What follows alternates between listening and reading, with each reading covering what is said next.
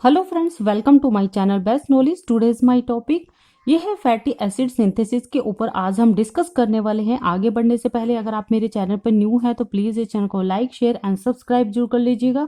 और जितने भी न्यू व्यूवर हैं तो आपको जितने भी इंपॉर्टेंट क्वेश्चंस हैं, चाहे प्रीवियस क्वेश्चन पेपर है, वो सभी मिल जाएंगे। तो हम बात करने वाले हैं फैटी एसिड सिंथेसिस के बारे में। ठीक है, यानी कि आज हम बात करेंगे फैटी एसिड बायोसिंथेसिस के बारे में। फैटी एसिड जो है वो बायोसिंथेसिस 3 डिफरेंट स्टेप में होता है। हमें किस लिए फैटी एसिड बायोसिंथेसिस करनी चाहिए? जितने भी लिपिड और फैट होते हैं और जो हम कुछ भी डाइट में लेते हैं उसमें क्या होता है, उसमें हम कंज्यूम करते हैं और जो आसानी से बॉडी में डाइजेस्ट हो जाता है। और हम कई बार ऑयली फूड भी कंज्यूम करते हैं और जो फैटी और लिपिड और ये डाइजेस्ट होते हैं फैटी एसिड या ग्लिसरॉल में होगा। कहाँ पर होगा? फैटी एसिड या ग्लिसरॉल में होगा, या होगा एलिमेंट्री कैनल के अंदर होगा। क्लियर? फैट एंड लिपिड का जो इसमें क्या होता है, सिंपलेस्ट फॉर्म क्या होता है? Fatty acid plus glycerol. Fatty acid plus glycerol ये दोनों कौन से फॉर्म में होते हैं? अगर हम बात करें तो ये होते हैं सिंपलेस्ट के फॉर्म में होते हैं। कौन से? सिंपलेस्ट के फॉर्म में होते हैं फैट और लिपिड। ठीक है, फैट और लिपिड जो होते हैं ये, और ये आसानी से ऑब्जर्व हो जाते हैं। ये क्या हो जाते हैं? आसानी से ऑब्जर्व हो जाते हैं, फिर कोई भी प्रॉब्लम नहीं आती। अब बात करते हैं कि ये सब कहाँ पर स्टोर होता है। ये क्वेश्चंस आपका जो है 1 मार्क्स में भी पूछ सकते हैं।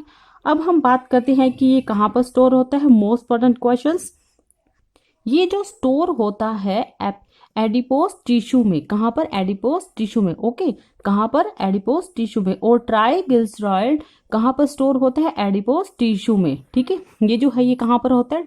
एडिपोस टिश्यू में। ठीक है, अगर हम सभी फूड में से ऑयली फूड एसिड को कंज्यूम करते हैं, बाकी सभी को छोड़कर ओनली फैटी एसिड को, तो फिर क्या होगा? मतलब आगे का प्रोसेस क्या होगा? वो जल्द ही ब्रेक डाउन हो जाती है। और ये कहाँ पर ब्रेक डाउन होगी? अब ये भी एक 1 मार्क्स का क्वेश्चन बन रहा है। अगर आप इस टॉपिक को अच्छे से रीड करेंगे तो आपको जो है छोटे छोटे कई क्वेश्चन निकल कर आते हैं जिसे आपको अंडरलाइन करनी चाहिए। हम बात कर रहे थे कि ये कहाँ पर जाकर ब्रेक डाउन होगी। ये होगी ग्लिसरॉल में। कहाँ पर होगी? ग्लिसरॉल में होगी।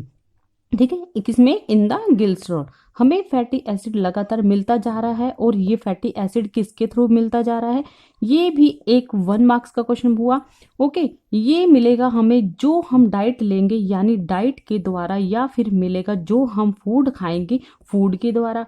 अब बात ये भी है कि बायोसिंथेसिस करने की क्या आवश्यकता होती है। ठीक है, जो कुछ भी एडिपोस टिश्यू में स्टोर होता है, वो क्या क्या एडिपोस टिश्यू में स्टोर होता है? वो है नंबर 1, ये एक बहुत बड़ा क्या होता है? ऑयल होता है, यानी कि लार्जेस्ट ऑयल होता है। ठीक है, और ये किसका लार्जेस्ट ऑयल होता है? यानी कि यह एक लार्जेस्ट कंटेनर होता है जिसके अंदर बहुत ज्यादा ऑयल भरता है।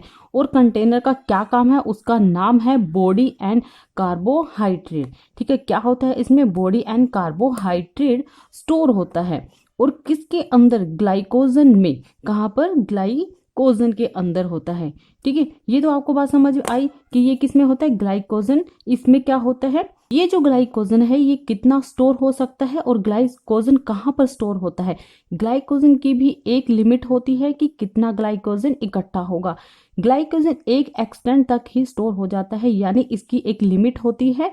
ऐसे क्यों? फॉर एग्जाम्पल, एक जो कंटेनर होता है, अगर उसे हम ज़्यादा जो है लिक्विड से या वाटर से फुल भर देंगे तो क्या होगा? वाटर बाहर निकलना शुरू हो जाएगा। उसी तरह से अगर ग्लाइकोजन लिमिट से ज़्यादा भरेगा तो सिस्टम बिगड़ जाता है। क्लियर? इसकी एक जो है मैक्सिमम लिमिट है, उससे ज़्यादा स्टोर नहीं होता। स्टोर कहाँ पर होता है?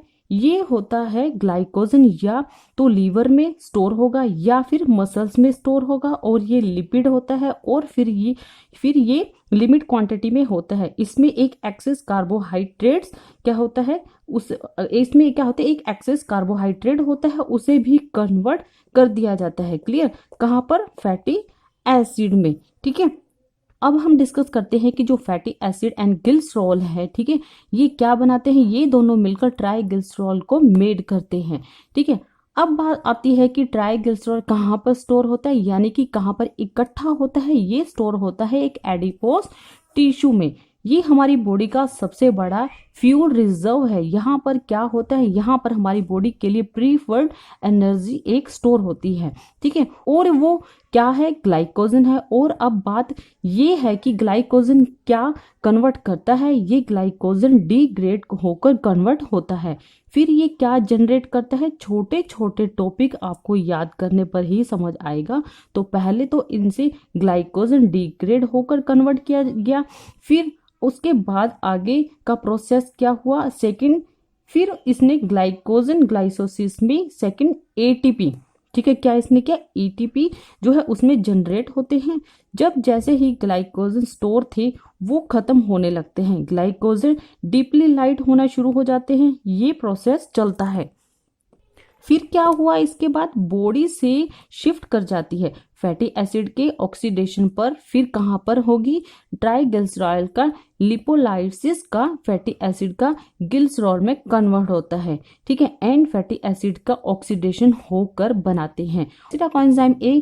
क्लियर, ये सारा जो प्रोसेस होता है ये होता है बीटा ऑक्सीडेशन। किसके थ्रू होता है, बीटा ऑक्सीडेशन, ठीक है।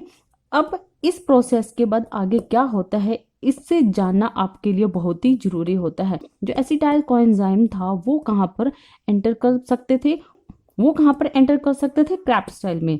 एटीपी प्रोड्यूस होते हैं और यहाँ पर फैटी एसिड यूज होते हैं, और किस में, एनर्जी में। क्लियर, रिजर्व में ट्राइग्लिसरॉल की अगर जरूरत होने पर fatty acid beta oxidation coenzyme A में होता है तो कन्वर्ट हो जाते हैं। कहाँ पर एंटर होते हैं, ये क्रेब्स स्टाइल में एंटर होते हैं, और या प्रोड्यूस करते हैं, एटीपी को प्रोड्यूस करते हैं, ठीक है। किसको करते हैं, एटीपी को प्रोड्यूस करते हैं। ये तो हमने बात की सीधा प्रोसेस के ऊपर। अब इसके आगे हम क्या करेंगे, रिवर्स प्रोसेस के बारे में डिस्कस करेंगे। अभी हमने थोड़ी देर पहले डिस्कस किया था कि जो एसिटाइल कोएंजाइम ए से फैटी एसिड सिंथेसिस, ठीक है। मैंने आपको ये बताया कि एडिपोज टिश्यू के ट्राइएस्ट्राइल ग्लिसरॉल वो एक बहुत बड़ा फ्यूल रिजर्व है। अगर आप जैसे ही एक्सेस फ्यूल कार्बोहाइड्रेट को कंज्यूम करते हैं तो किस में कंज्यूम करते हैं, डाइट के अंदर, ये सब वहीं पर होता है। अब ये आगे जाकर क्या करता है, ये भी अब एक आगे प्रोसेस है कि ये कन्वर्ट का प्रोसेस होता है, यानी एक प्रोसेस तक वो कन्वर्ट हो जाते हैं। और ये कहाँ पर कन्वर्ट हो जाते हैं, अब ये होगा कन्वर्ट ग्लाइकोजन में। कहाँ पर होगा, ग्लाइकोजन में, ठीक है। अब मतलब जो भी बचे हुए वो ग्लूकोज हैं, ठीक है। अब आगे क्या कन्वर्ट होगा, ग्लाइकोजन मॉलिक्यूल्स, ठीक है। ये सब प्रोसेस फैटी एसिड में, ठीक है। मतलब कि ग्लाइकोजन मॉलिक्यूल्स हैं वो एक्सिस जो भी ग्लूकोज के मॉलिक्यूल्स से वो कन्वर्ट होंगे फैटी एसिड में।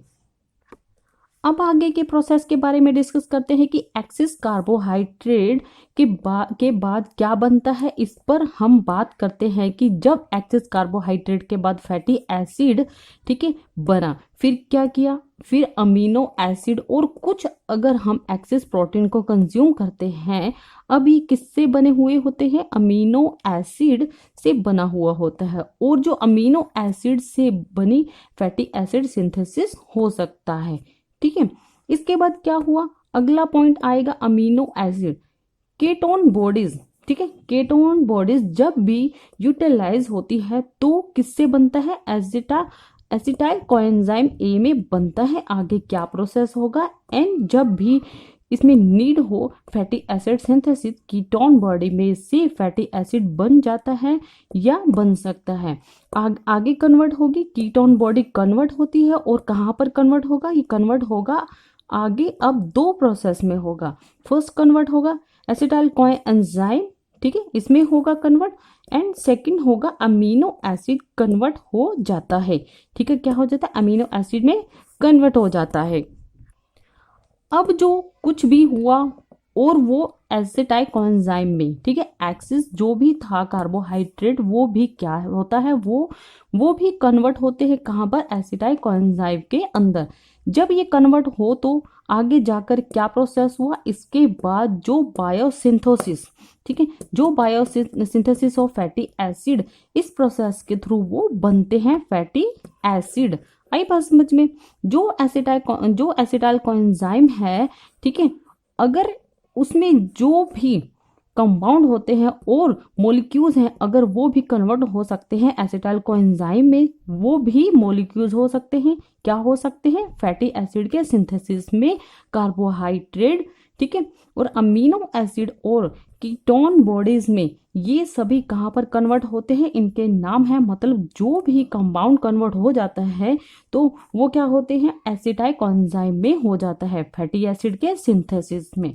ठीक है, फैटी एसिड में क्या कन्वर्ट हुआ, अब इसके ऊपर हम डिस्कस करते हैं। अब देखो, जो भी एक्सेस कार्बोहाइड्रेट होते हैं वो कन्वर्ट हो जाता है फैटी एसिड में। ठीक है, किसमें हो जाता है? फैटी एसिड के अंदर। अगर हम ऑयली फूड कंज्यूम करते हैं या कर रहे हैं, यदि ज़्यादा ऑयली फूड लेने पर आपके जो कार्बोहाइड्रेट का इनटेक है वो एक एक्सेस होता है, तो वो भी फैटी एसिड के अंदर जाकर कन्वर्ट हो जाता है, यानी कि फैटी एसिड में कन्वर्ट हो जाता है। ठीक है, अब इसमें कहता है अगर आप सिर्फ कार्बोहाइड्रेट जो कंज्यूम करते हैं तो और जो फूड है फिर भी आपकी फैट इंक्रीज हो जाती है, क्योंकि फैटी एसिड में कार्बोहाइड्रेट कन्वर्ट हो जाता है। ठीक है, हो सकते थे। उसके बाद जो फैटी एसिड जो है वो स्टोर हो जाता है ट्राइग्लिसरॉल में। ठीक है, तो इसमें क्या होता है? एक बैलेंस डाइट में कार्बोहाइड्रेट, ठीक है, प्रोटीन लिपिड। बात करते हैं कि प्रोटीन एंड लिपिड की जो लिमिट है उस पर आपको देखना चाहिए कि जितनी आपकी डाइट की रिक्वायरमेंट होती है उसके अकॉर्डिंग ही होना चाहिए, उससे ऊपर नहीं होना चाहिए, एक लिमिट तक होना चाहिए। ज़्यादा फैटी एंड सिंथेसिस, ठीक है, इसमें क्या होता है? ज़्यादा फैटी सिंथेसिस हो जाते हैं डाउन वाले कंपाउंड में से। ठीक है, ये फैटी एसिड इस टाइप के होते हैं कि जो फोलिक और क्या इसमें सैचुरेटेड एसिड है, वो दोनों फैटी एसिड हमारी जो बॉडी है वो सिंथेसिस नहीं कर सकती। हमें ज़्यादातर किस पर डिपेंड रहना पड़ता है? डाइट पर। और किस पर डिपेंड रहना पड़ता है? न्यूट्रिशनल सप्लीमेंट पर डिपेंड रहना पड़ता है। वो दोनों क्या होते हैं? फैटी एसिड होते हैं। अब हम दो ऐसे एसिड के नामों के ऊपर जो है बात करेंगे। इसमें जो फर्स्ट नेम होता है वो है लिनोलेनिक एसिड। ठीक है, सेकंड नेम क्या होता है? Linolenic acid. ठीक है, ये दोनों नेम आपको अच्छे से याद करने हैं। ओके, ये दोनों एसिड 18 कार्बनिक कंटेनिंग क्या होते हैं? पॉली अनसैचुरेटेड फैटी एसिड होते हैं। उनमें से भी एक होता है ओमेगा 6 फैटी एसिड होता है। ठीक है, लिनोलेनिक एसिड जो होता है वो omega 6 fatty acid linoleic acid होता है, ओमेगा 3 फैटी एसिड। ये दोनों फैटी एसिड कहाँ पर होते हैं? ये भी एक पॉइंट है समझने के लिए। ये जाता है इसमें एसेंशियल फैटी एसिड। ये दोनों हमारी बॉडी सिंथेसिस नहीं होते हैं। ठीक है, और इसके प्रोसेस के अकॉर्डिंग हमें जो डाइट है या दो डाइट में से या फिर न्यूट्रिशन सप्लीमेंट के थ्रू कंज्यूम होते हैं, या रीजन हो सकता है ये सबका रीजन। ठीक है, इसमें क्या हमारी जो बॉडी होती है वो सिंथेसिस नहीं कर पाती इस प्रोसेस के थ्रू, ऑलमोस्ट इसका यही रीजन होता है। क्लियर? ह्यूमन बॉडी में एंजाइमेटिक इसी तरह से बढ़ते हैं। वो क्या होते हैं? नेट कार्बन के बाद में डेवलप बॉन्ड को क्या करते हैं? इंट्रोड्यूस नहीं कर पाते। और वो दोनों क्या करते हैं? Polyunsaturated fatty acid. और वो दोनों के क्या नेम है? फर्स्ट इसमें है फैटी एसिड में लिनोलेइक एसिड, सेकंड है लेनिक एसिड। ठीक है, 9th कार्बन के बारे में बात करते हैं कि 9th कार्बन के बाद में कौन प्रेजेंट होते हैं। अब आप इसे ध्यान से सुने ताकि आपको अच्छे से समझ आए। अब देखिए, हम बात कर रहे हैं कि 9th कार्बन के बारे में। 12 कार्बन पर और क्या 15 कार्बन जो कार्बन पर डबल बॉन्ड प्रेजेंट है, क्या डबल बॉन्ड। अब इसे हम आगे क्या कर सकते हैं? इसे हम फॉर्म कर सकते हैं। फैटी एसिड का जो स्ट्रक्चर है उसमें 9th कार्बन तक है। 9th कार्बन के बाद क्या आते हैं?